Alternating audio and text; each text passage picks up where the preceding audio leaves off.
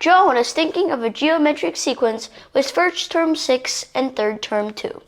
John is also thinking of a geometric sequence with first term 6 and third term 2. Must they be thinking of the same sequence? Now, at first it seems like, well, obviously yes, right? Because, you're still multiplying the same time. You're still going the same distance when you're multiplying by those same times. So it seems like the obvious answer is yes. But think of all those other things, like all those other types of numbers other than just positive whole numbers that we can use as common ratios in these sequences. And the one thing that I think of first is negatives, because you're going from a positive to a positive.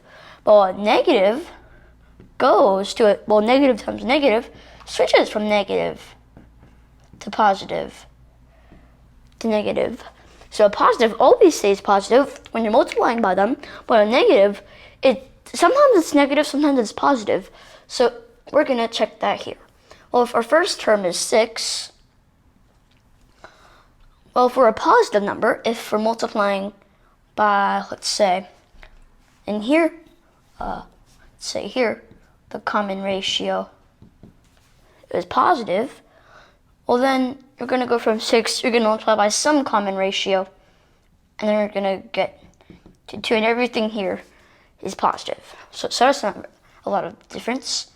But what if the common ratio is negative? Now this might not work. It might still be positive, but what if sometimes you get negative, like right here, you get 6, you multiply by a negative common ratio, then you get a negative number. But let's see what happens here. Or from 6, if that's the first term, well, in the second term, it's going to be 6 times a negative number. It's going to be negative.